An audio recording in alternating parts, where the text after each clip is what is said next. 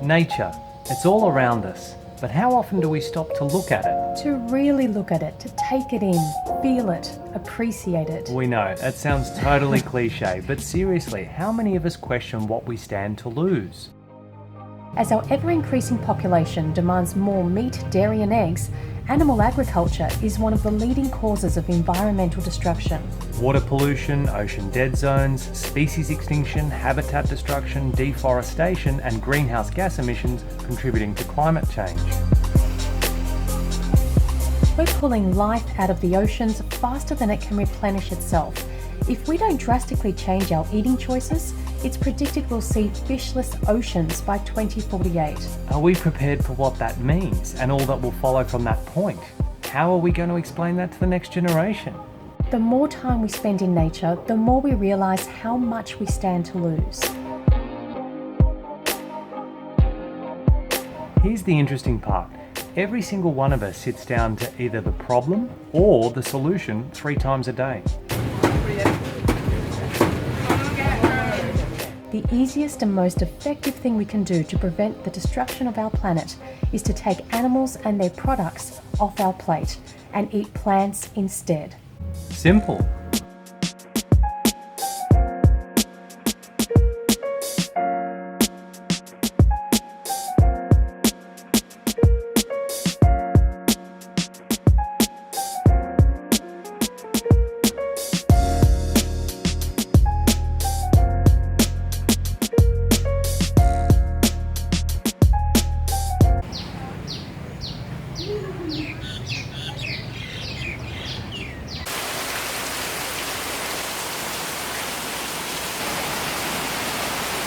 So this is potentially the steepest driveway in the world.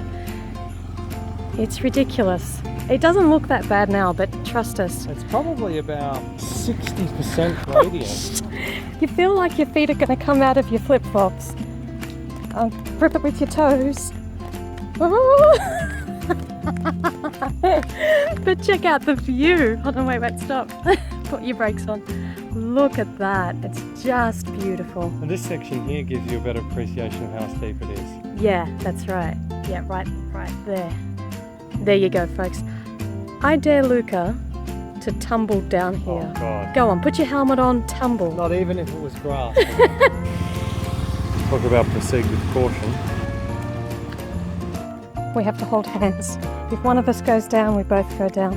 This is crazy. It's very easily break my flip-flops for the 10th time. No, don't do that. I think my toes are cramping. It's amazing.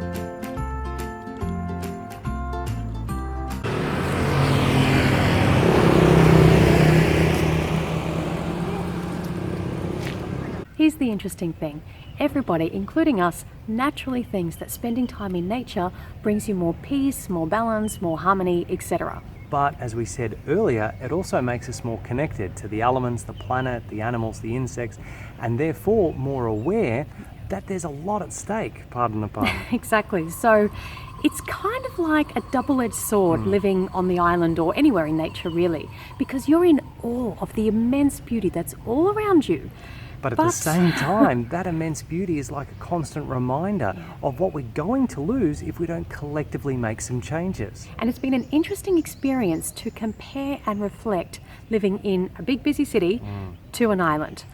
It's a lot easier to disconnect in the big busy city. Yes, definitely. When you're staring at concrete instead of the ocean, you're not thinking on a daily basis, oh my God, we're killing the oceans. Yeah. It's super easy to get swept up in the big city lights and sounds and noise and buildings and everything that the big city offers.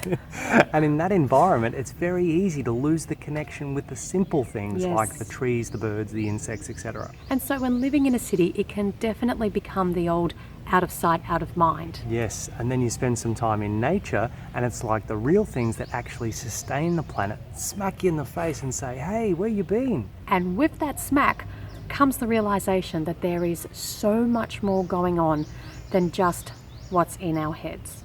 Or of course you could be like our 60-year-old neighbours who, instead of breathing that fresh island air, prefer to create a gas chamber of cigarette smoke. And instead of listening to the sound of beautiful birds and the early morning sounds of nature waking up, they'd prefer to listen to the sounds of gunfire and screaming as they watch action movies first thing in the morning.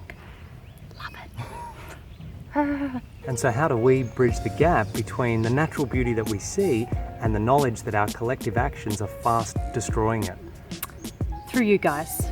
You guys are that bridge that gives us just a little bit of sanity, a little bit of hope. And there are some examples that we want to share with you today that absolutely rock our world.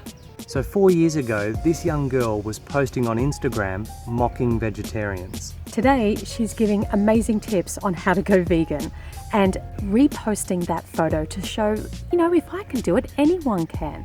And the most important thing that she's saying here is, don't tell yourself it's going to be super hard because you'll psych yourself out. Very reminiscent of Henry Ford's quote, if you think you can or you can't, either way you're right. Having a young guy like this send us his photo on Snapchat melts us. You know, there are so many times when this has brought tears to our eyes. Yeah, I mean, he could be eating a burger with his mates and contributing to the animal holocaust, but instead he's making that vegan couple's potato nachos recipe, taking a picture and sending it to us on Snapchat. I mean, it's fantastic. Having a mother send us a picture of her 4-year-old making their TVC breakfast, oatmeal, fruit, cinnamon. That's incredible. I mean, you're seeing the next generation learn how to eat food without harming themselves, animals, and the planet. It's incredible. And we see these kind of changes happening daily from you guys all around the world.